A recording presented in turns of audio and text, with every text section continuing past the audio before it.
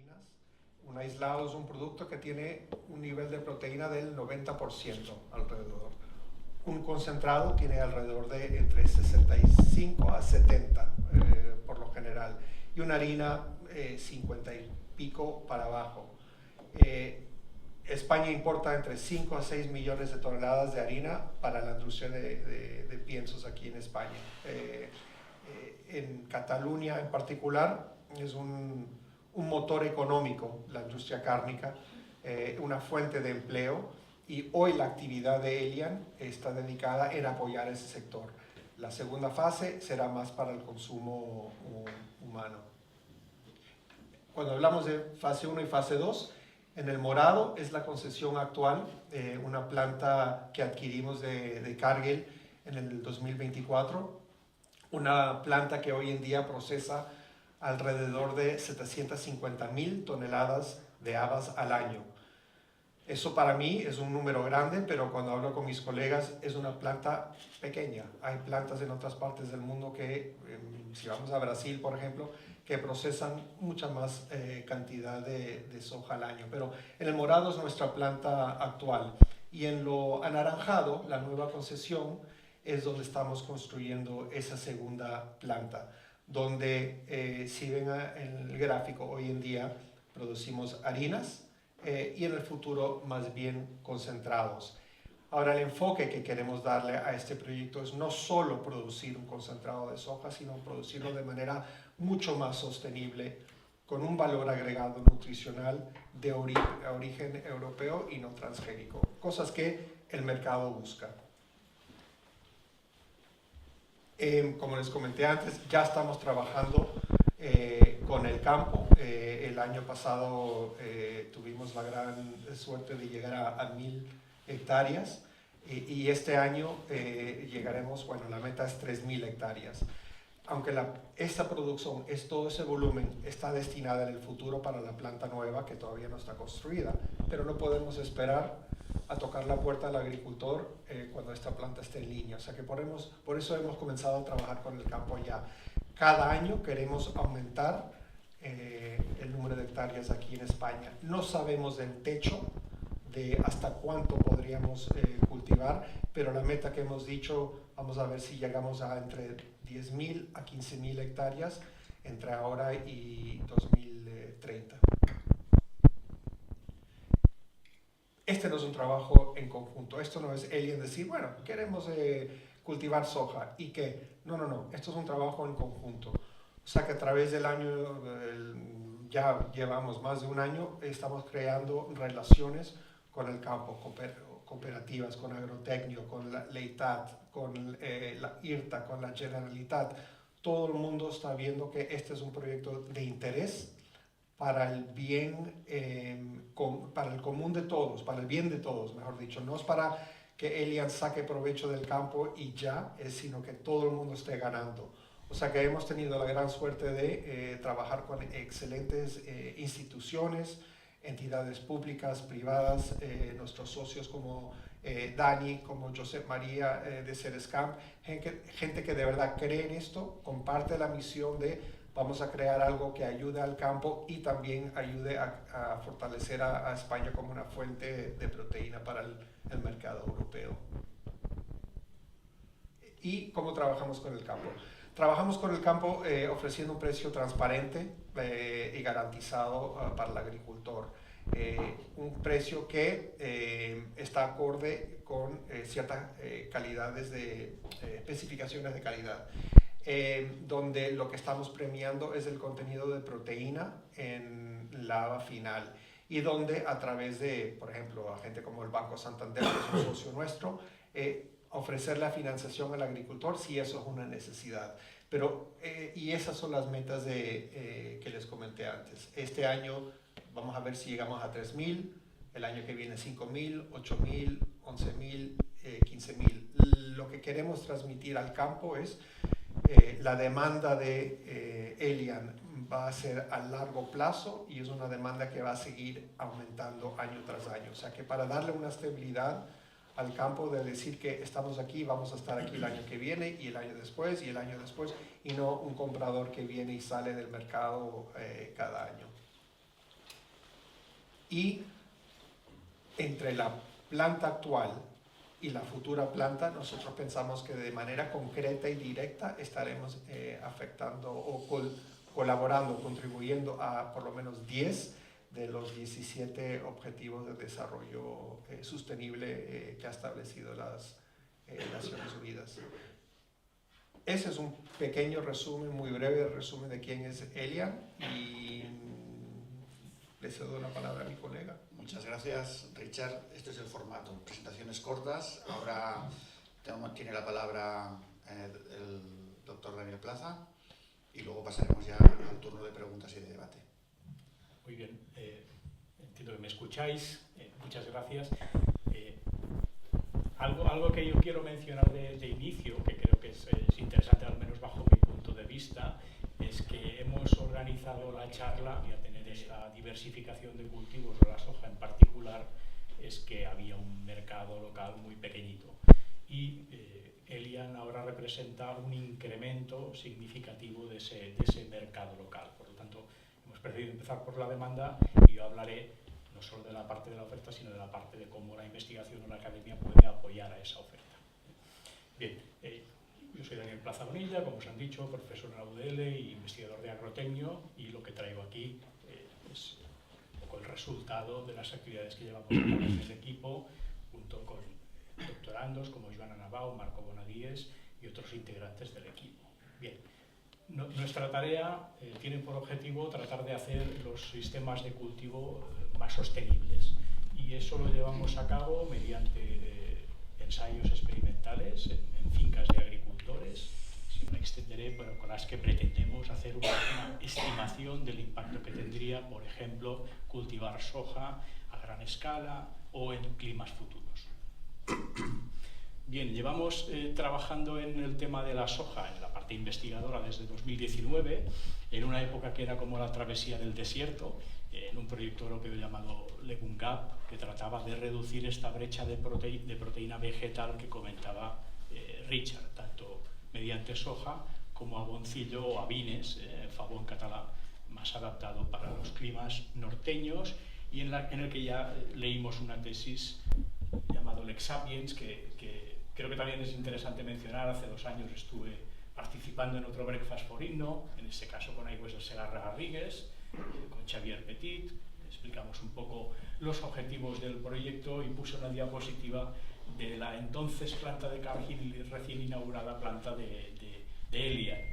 Y comenté que, bueno, que eso podía mover el mercado de forma rápida, y es interesante ver cómo 2 años después estamos aquí sentados y estamos empezando a hablar de hectáreas. Evaluamos las leguminosas como una herramienta para mitigar, reducir las emisiones de gases y adaptarnos al cambio climático, y formamos parte también de una red de excelencia en leguminosas que está coordinada por Diego Rubiales. Bien, un poco la filosofía de este evento, de esta reunión, de este Breakfast for Inno, es este engranaje que creemos debe haber entre la industria, la academia, el sector investigador y el sector privado, ¿no? De este engranaje, en el que no solo formamos parte de Elian, Agrotecnio y CESCAM, sino otros partners, como bien ha comentado Richard, de este engranaje y de gente con cierta pasión o cierta ingenuidad, es del que creo que pueden salir impactos interesantes. Nuestro rol aquí ha sido, hasta la fecha, asesorar en la medida que hemos podido a Elian de nuestro conocimiento. ¿Es la soja viable aquí? Sí, ¿no? ¿Qué productividades, qué niveles de proteína, cuáles pueden ser las limitaciones a su adopción, etcétera? Estamos llevando a cabo el seguimiento de fincas comerciales, esto sí que lo explicaré un poquito más en profundidad. Evaluamos técnicas y productos que pueden ayudarnos a tratar de mejorar esta producción, y sobre todo quiero hacer hincapié en la parte diseminativa, y no solo diseminativa, sino formativa. Diseminativa, divulgativa, transferidora y formadora. Si formamos a gente capacitada, ya no solo en el cultivo de la soja, pero en estas oportunidades de mercado futuras, podremos ser más competitivos en un mundo que es globalizado. El foco que ponemos no es solo a nivel de cultivo, ¿no? Uno de los clichés ahora es Dani o el grupo de Dani, perdón, trabaja en soja. No. La soja es una pieza más de un puzzle muy complejo que denominamos sistema de cultivo, que no es nada más que la combinación de un clima, un suelo, un orden de una genética, de unos cultivos y las técnicas de cultivo que se llevan a cabo. Cuando modificamos una de estas piezas hay, lógicamente, pues efectos colaterales. Entonces, la soja no la debemos solo estudiar o potenciar a nivel de cultivo, sino a nivel de toda la rotación de todo el sistema de cultivo, porque tiene externalidades positivas. Estos sistemas de cultivo son muy dinámicos y volátiles, porque están influenciados por muchos factores. Yo este tema no lo domino, no pretendo dar una clase, pero todos sabemos, los que estamos en el mundo rural, que hay un montón de factores que afectan a estas producciones, ¿no? A estas actividades económicas. Me gusta hacer hincapié en el paisanaje, ¿no? El paisanaje somos todos, las personas afectamos al desarrollo de estas actividades. Y llevan a una serie de externalidades, pues una rentabilidad que deseamos, porque si no hay rentabilidad y si no hay una demanda, esto pues queda en una idea interesante, una producción local, que yo creo que aquí es otro adjetivo interesante, local, y lógicamente unos impactos ambientales. Cualquier tipo de producción tiene impactos ambientales. Sería ingenuo pensar que un cultivo no tiene impactos ambientales, pero lo que debemos tratar es de reducirlos. Integrar la soja en los sistemas de cultivo, si se hace de una forma racional, puede disminuirlos. Y todo ello lleva a la sostenibilidad, ¿no? A la llamada sostenibilidad, tanto económica como ambiental. Sin una no hay la otra. Bien, ya llevándolo en el mundo real, ¿no? Más del terrón, hemos establecido este año, esta última campaña, una serie de fincas comerciales mediante el apoyo económico de Elian y la colaboración íntima con Cerescam, una empresa de distribución local, en el que hemos elegido una serie de fincas en las que se ha producido soja para Elian y hemos tratado de caracterizarlas en un transecto noreste, suroeste, de 90 kilómetros. Los de Lleida ya conocéis la zona perfectamente. Esto abraza distintos suelos, distintos sistemas de cultivo y sistemas de regadío. ¿Perdón? Aquí medimos toda una serie de variables, pero esto no pretende ser una charla de un científico, sino una charla, digamos, más pragmática.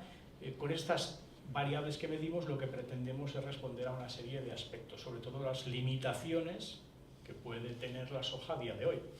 Lo primero es conocer la fertilidad de los suelos y el estado nutricional de la soja en estas fincas en las que se ha llevado a cabo producción, ¿no? ¿Dónde estamos? ¿Cuál es nuestro baseline? ¿Cuál es nuestra línea base? ¿Estamos bien? ¿Mal? ¿Estos suelos son muy limitantes? ¿No? El nivel de establecimiento, ¿no? Respecto a la siembra que hace un agricultor, ¿qué cantidad de planta tenemos? Esto pues, ahí entra toda la parte de mecanización, de manejo de restos, de cosecha, etc. Los componentes de rendimiento para tratar de determinar los porqués de los rendimientos que alcanzamos, ¿no? ¿Dónde se dan los estreses? Estamos en un área, eso es un cultivo de verano, estamos en un área donde en verano hay estrés térmico a tutiplén, porque tenemos temperaturas elevadas y puede haber estrés hídrico, y tratamos de conocer en qué momento, para ver si tenemos oportunidades de manejar y mejorar eso. Medimos la fijación biológica de nitrógeno, esto digamos es como la gran palanca que lleva a que la soja pueda aportar sostenibilidad al sistema, ¿no? En combinación con bacterias que añadimos a la semilla, que inoculamos, tiene la capacidad de fijar nitrógeno de la atmósfera al suelo. Y eso hace que a nivel de cultivo y a nivel del global de la secuencia de cultivos, del sistema de cultivo, pueda haber ahí unas externalidades positivas. Aparecen en los libros de agronomía desde la época de los romanos, pero lo que es interesante es cuantificarlo. Y yo siempre digo a los estudiantes que trato de formar, lo más interesante es predecirlo. Cuando predices, sabes hacia dónde vas. También evaluamos ya en ensayos más formales, con diseños estadísticos adecuados, pues distintas técnicas, productos para tratar de mejorar esta productividad, todo, digamos, en fincas comerciales, ¿no? A nivel on-farm, a gran escala, lo que lleva pues, a un tipo de trabajo distinto y a una colaboración, digamos, con el mundo real que a los académicos nos baja los pies en el suelo.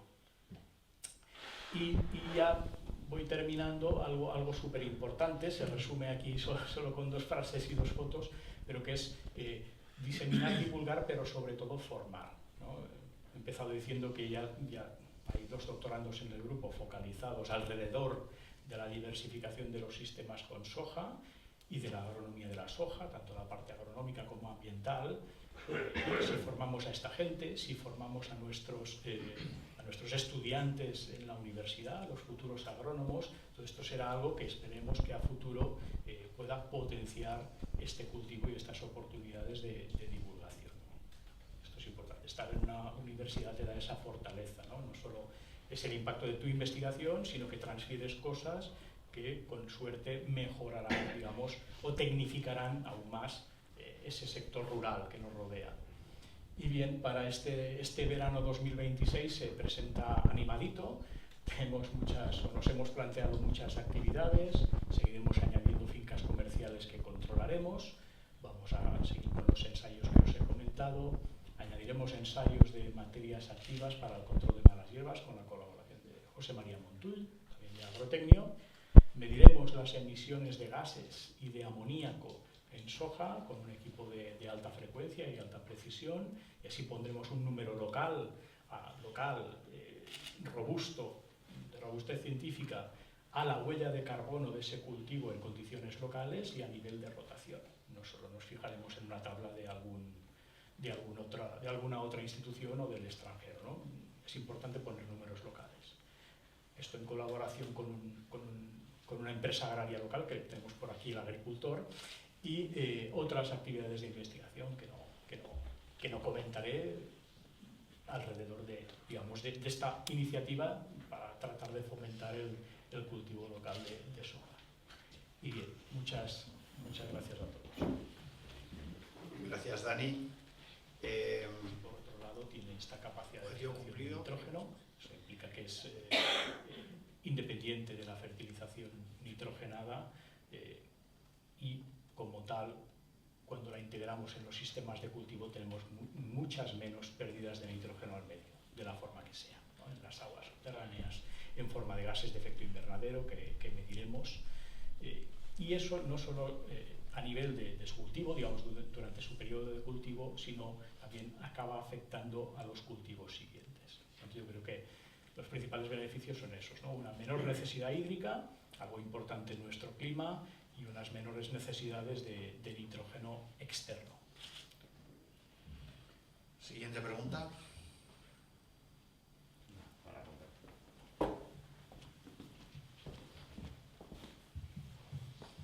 Buenos días. La pregunta que quiero hacer yo es la visión económica de toda esta jugada. ¿Cuál es? Porque hemos asistido muchas de conferencias de soja, beneficios. Los beneficios los conocemos todos.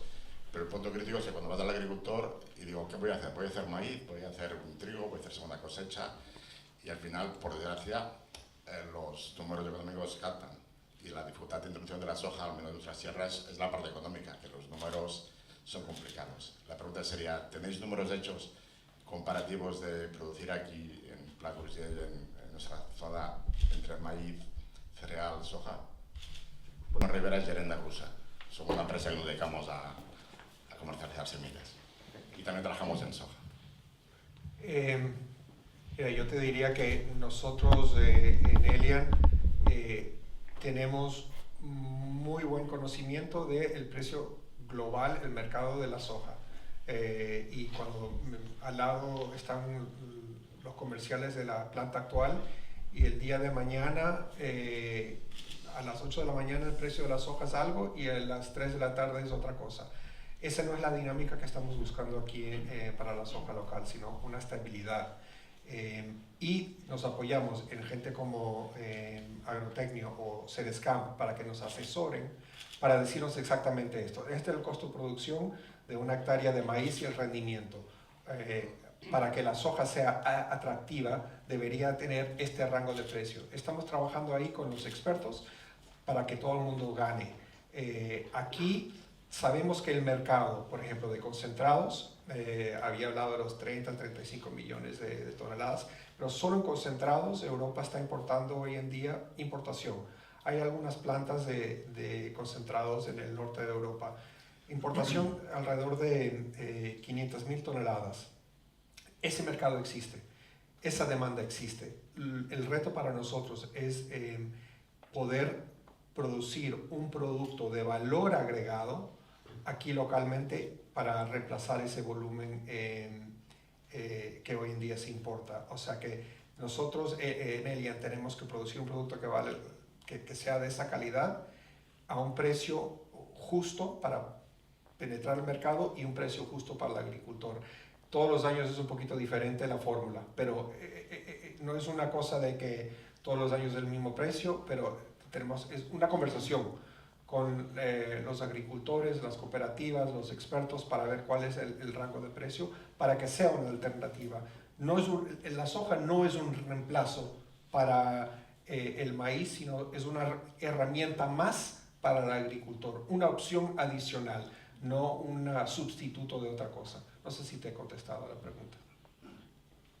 Dani, Bueno, ¿puedes dar un poquito más de rentabilidad de precios? En base también un poco a la experiencia de estos años, campañas.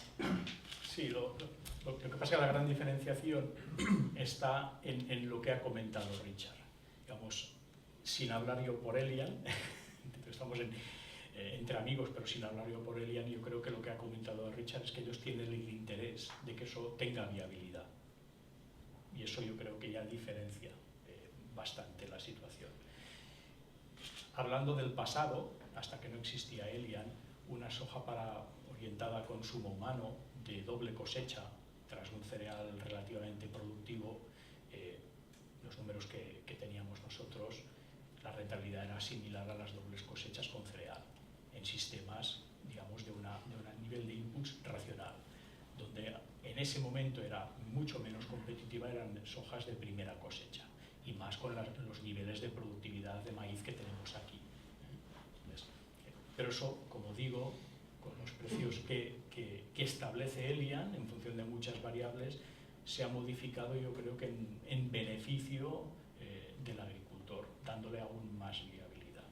Pero yo creo que también debemos cambiar un poco el chip. Lógicamente la parte económica es la que manda, y no lo debemos ver como un simple sustitutivo del maíz, debemos ver como algo que acompaña. Yo creo que como agrónomos, pensar que nuestros sistemas de regadío extensivo tienen que estar todos los veranos solo basados en el maíz y no tener muchas más alternativas, yo creo que eso es una patata caliente que ya nos está empezando a salpicar, ¿no? Pues en temas de micotoxinas, en temas de malas hierbas, en los ácaros, digamos, necesitamos tener algo con lo que diversificar, y si hay una empresa local que lo valora, yo creo que lo tenemos que ayudar a potenciar. Para poder tener este cultivo. Ha hablado usted que esto no está, digamos, con una globalización de mercado, es decir, si la soja sube, muchas veces esto parece ser que es un tema ya más dirigido únicamente y exclusivamente para alimentación, no para tema humano, para tema de pienso, sino para tema humano, ¿no? Después ustedes han hablado también de una calidad concreta, humedad, a la hora de cosechar, es un cultivo que se va a cosechar en otoño. Yo soy de Gerona, ¿vale? Bueno, hemos hecho soja con Josep María el año pasado, una experiencia muy bonita y muy bien, pero bueno, nosotros cosechamos en zonas más al norte, de caras a octubre y tal, entonces hay humedades, puede llegar, hay que estudiar muy bien el ciclo, qué soja vamos a sembrar en cada momento de siembra. Supongo que eso está todo, yo sé que José María lo tiene bastante bien. Pero mi pregunta es esta, ¿no? Un poco, no está sujeta a la globalización y qué cualidades o qué necesitamos para hacer una buena soja. Bueno, la soja que nosotros queremos en Elian es una soja de alta proteína. Sabemos que, por ejemplo, hay un mercado, una demanda en el sector de acuacultura, dándole proteína a la industria de salmón, que mínimo requiere un 54% de proteína en la harina, 53-54%. Para llegar a eso, en la planta actual necesitamos una haba con un alto nivel de proteína. Nosotros este último año hemos visto, de todo lo que se ha analizado del campo, hemos visto muestras de hasta un 47-48% de proteína en la haba. Es fenomenal. Para nosotros aquí la oportunidad es no repetir el mismo cultivo que se encuentra en Estados Unidos y de Brasil, que es volumen. si nos estamos hablando de un producto mucho más especializado, mucho más de valor agregado, donde sí hay un premium que el mercado está dispuesto a aceptar. Tu pregunta sobre qué variedades funcionan aquí y allá, yo creo que estamos empezando este proyecto. O sea que no sabemos todo lo que tenemos que aprender, y por eso parte del proyecto que iniciamos con Agrotecnia es un proyecto que la primera etapa son 3 años, con la idea y yo creo en la parte académica, la investigación. Yo soy pro investigación, pero no me gustaría que esto se quede en un papel académico, sino la idea aquí es, después de 3 años, tener una base de datos, una narrativa que se pueda compartir con el campo, con el sector nacional, y decir, la soja sí es viable en estas zonas, en estas condiciones, para que todo el mundo, para que otra gente se pueda integrar al proyecto. No sé si quieres agregarlo.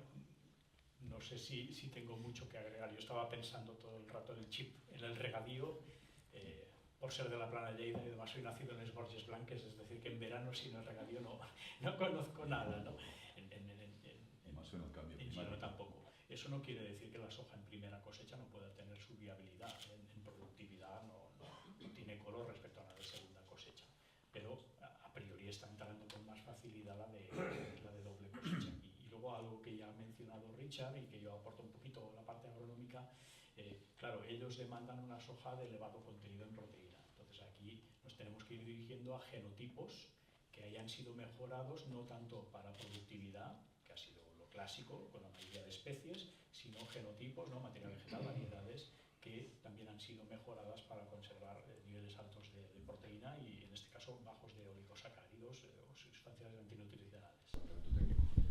Quería añadir, no sé, claro, se están diciendo muchas cosas económicas, técnicas, 2 factores muy limitantes técnicos que a mí se me ocurren, planteándolo siempre como soja de segunda cosecha, que es lo que hemos intentado trabajar y donde buscamos la mayor rentabilidad. Limitaciones de fecha de siembra, con lo cual fecha de cosecha, con lo cual secaje, con lo cual no sé si hasta qué punto micotoxinas. Y también el tema del Amaranthus palmeri, que en nuestra zona de trabajo está siendo muy limitante.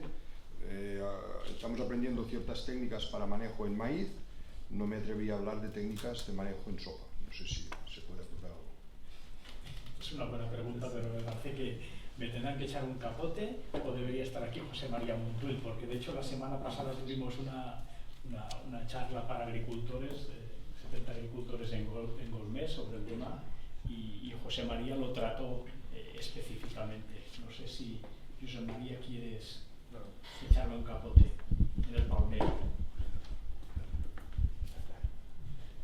Sí, esta es el Amaranthus palmeri, lo sabemos todos. Es una hierba muy difícil y muy competitiva contra las malas, contra la soja e incluso contra el maíz.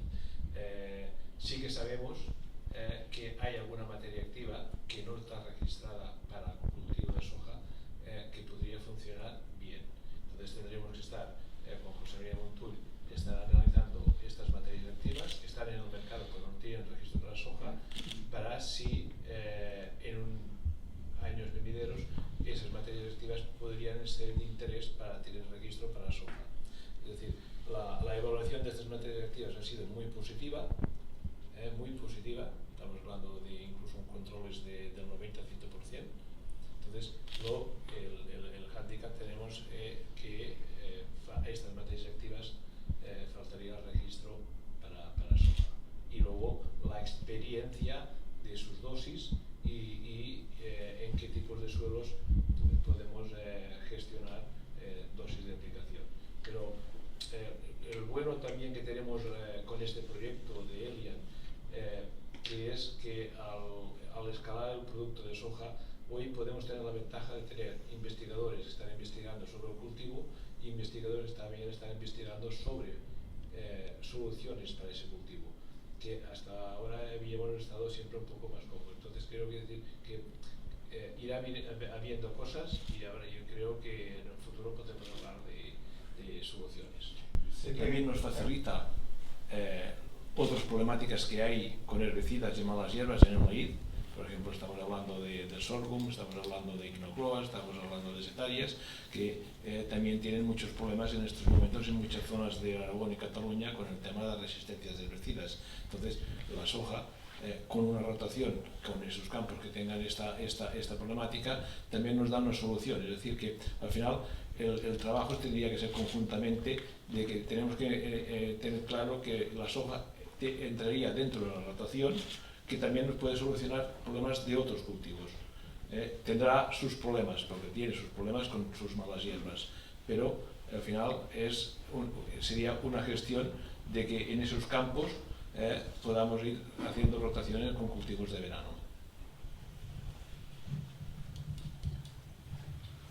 Sí, buenos días.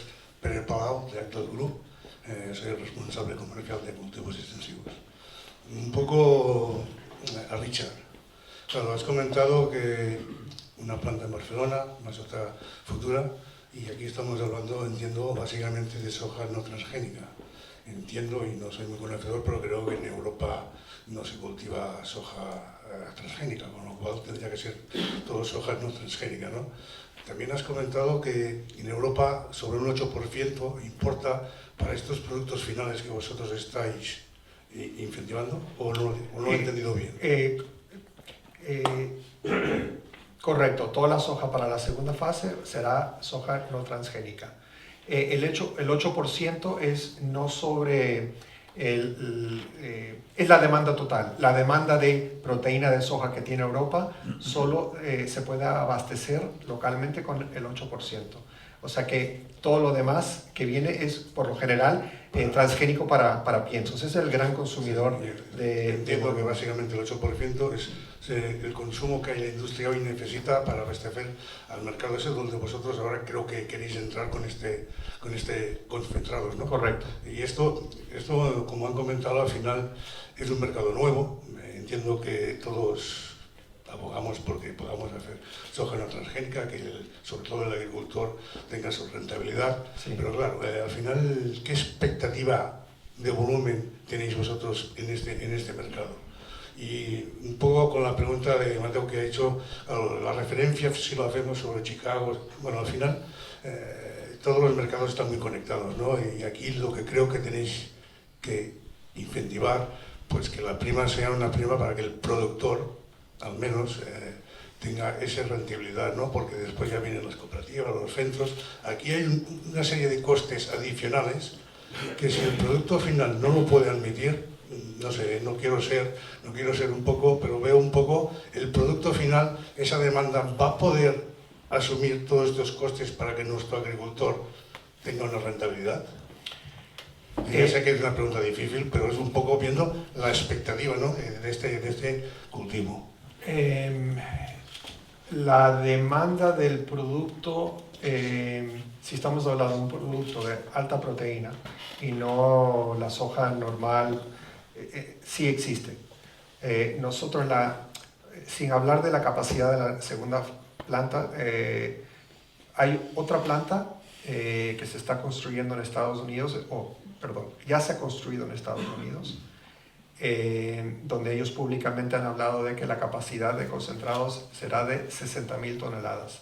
Esa es una planta inmensamente grande, no es pequeña en términos de volumen comparado con la soja para piensos, pero para consumo humano es inmensa. Nuestra capacidad es por encima de eso. O sea que la inversión que estamos haciendo aquí en España es algo que va a mover el mercado. Ahora, para garantizar, o sea, yo soy la parte comercial de esa futura planta, yo necesito llenar esa planta que todavía no se ha construido. Y para mí llenarla es mucho más fácil con un producto diferente a lo que hoy en día se produce. ¿Y cuáles son las maneras que nos vamos a diferenciar del mercado hoy en día? Primero, hablando de soja local. Eso es diferente. Segundo, con una variedad de soja de alta proteína por encima de lo normal. Tercero, porque, y no lo había comentado antes, la mayoría de plantas de concentrados a nivel mundial están basados en el uso de hidrocarburo, el hexano. Nuestra planta, la segunda planta en Barcelona, va a ser la primera en el mundo que es libre de hexano, o sea que es un proceso más, entre comillas, clean label, un proceso más sostenible, el origen local, alto valor nutricional con un nivel de proteína más alta. Eso nos dejará llegar a un mercado donde habrá un premium para el agricultor. O sea, la idea no es tener un precio igual al mercado, porque vamos a producir un producto por encima del mercado, el precio debería reflejarlo para el agricultor también. O sea que esto es para nosotros queremos que sea un win-win para el agricultor y para Elian y para el consumidor europeo también. No sé si te he contestado la pregunta.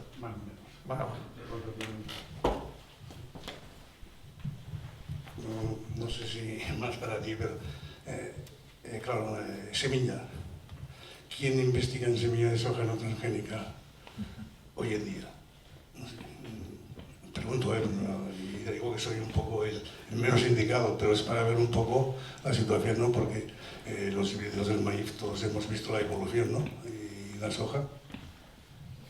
Sí, perdona que si quieres un poco la referencia. Aquí en España no hay investigación. En Europa sí que hay empresas que están investigando y están desarrollando productos. Hay en los Países Bajos, hay en Suiza, hay en Italia, en Francia. Lo que nos encontramos es que la mayoría de esta investigación está desarrollada para, sobre todo de esta tecnología de no transgénicos y de alta proteína, para variedades de ciclo muy corto. Estamos hablando de triple ceros, incluso hasta ahora de 4 ceros. Entonces, cuando aquí en nuestra zona estamos haciendo producciones que podríamos estar en primeras cosechas desde un 2 hasta a un 0, 0, 0, 0. Es decir, y luego también hay una gran tecnología que también nos puede llegar de Estados Unidos. Es decir, hay empresas de Estados Unidos que están investigando en soja no OGM con contenidos de una alta proteína para ese grano, con unos antidigestivos más bajos.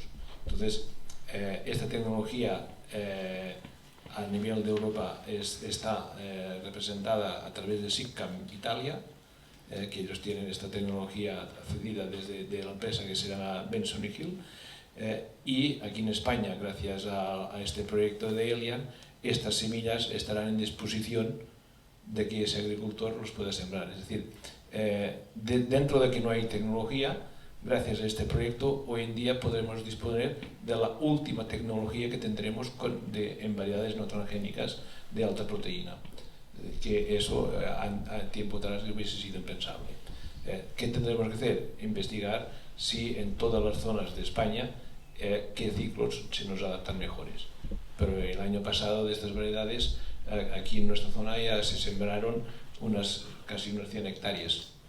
Ya se sabe cómo están funcionando. Quiere decir que sabemos que dan más proteína, que dan menos antidigestivos y con unas producciones casi iguales o más que las que se está produciendo ahora en este momento aquí en esta zona.